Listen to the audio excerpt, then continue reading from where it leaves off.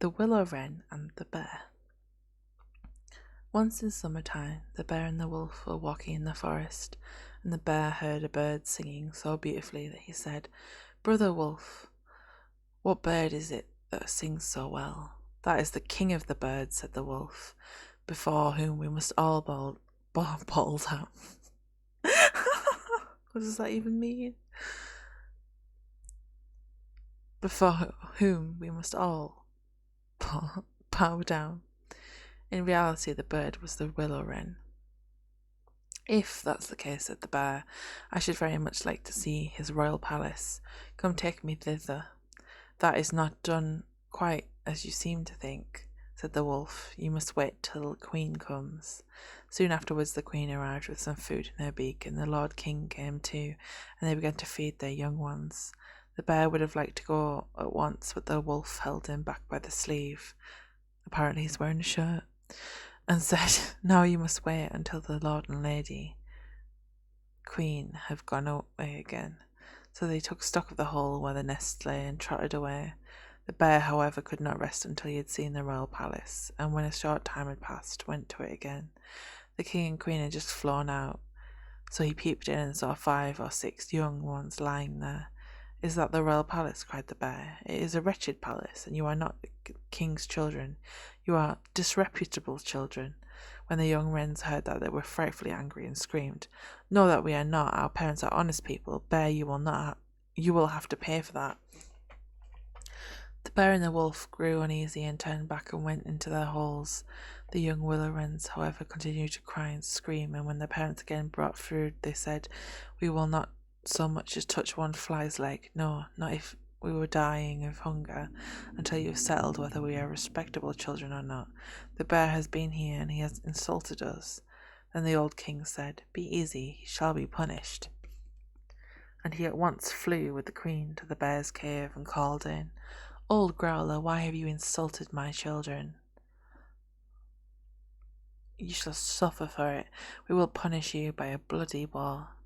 Thus war was announced to the bear, and all 4-footed animals were summoned to take part in it. Oxen and asses and crows. Crows? What's a crow? I think I just saw that C in the OWS, and our brain was just like, crows, crows, crows. And then halfway through it was like, no, cows, cows, cows. And thus we got crow. Oxen, asses, and crows. Not crows, cows, deer, and every other animal in the earth contained. And the willow wren summoned everything which flew in the air. Not only birds large and small, but midges and hornets and bees and flies had to come. When the time came for the war to begin, the willow wren sent out spies to discover who was the enemy's commander-in-chief. The gnat, who was the most crafty, flew into the forest where the enemy was assembled, and hid herself beneath the leaf of the tree where the password was to be announced. There stood the bear, and he called the fox before him and said, "Fox, you are the most cunning of all animals. You shall be general and lead us." "Good," said the fox, "but what signal shall we agree upon?" No one knew that, so the fox said, "I have a fine, long, bushy tail, which almost looks like a plume of red feathers.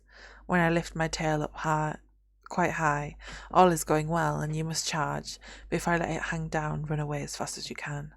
When the gnat had heard that, she flew away again and revealed everything, down to the minutest detail, to the willow wren.